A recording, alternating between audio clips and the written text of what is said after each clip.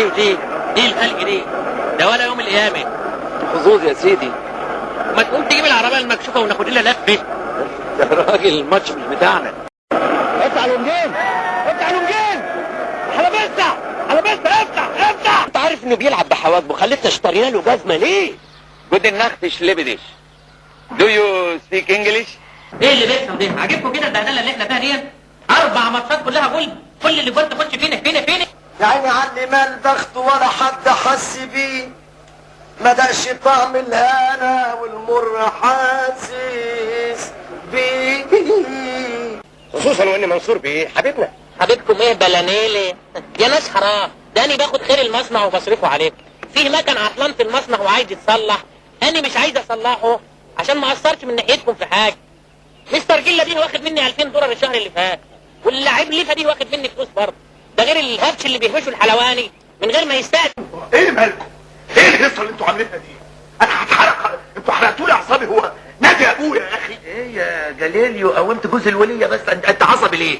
مزنوقين في 11 لاعب ما يكونش فيه زيهم في الملاعب، يسجلوا في كل دقيقة جون ويخلوا اسم النادي مال الكون.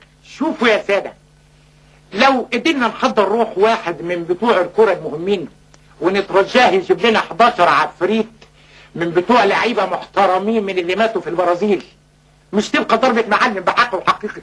ان شاء الله النادي هينزل على ايدك للدرجة 7. مش هدخل عفاريت الملعب. انت راجل عظيم يا سعاده البيه، ربنا يطول عمرك ويخليك لينا على طول. ايوه ابعت جواب بقى للبرازيل والارجنتين. الايه؟ الارجنتين وقول لهم ان احنا جاهزين. انا بخلي مسؤوليتي خالص وبكلمكم الكلام ده قدام المسؤولين اهو.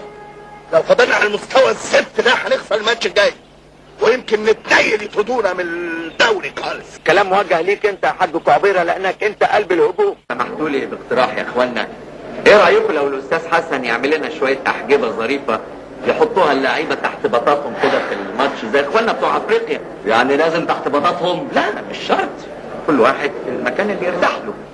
يا ريت والله تحط لنا حجاب عند العارضه كده يا استاذ حسن. اذا سمحت يا كابتن من فضلك، اللعيب اللي يلعب جنبي يكون السكورر بتاع العفاريت. هاي شمهورش يا شمهورش. شمهورش دي مين دي؟ ده عفريت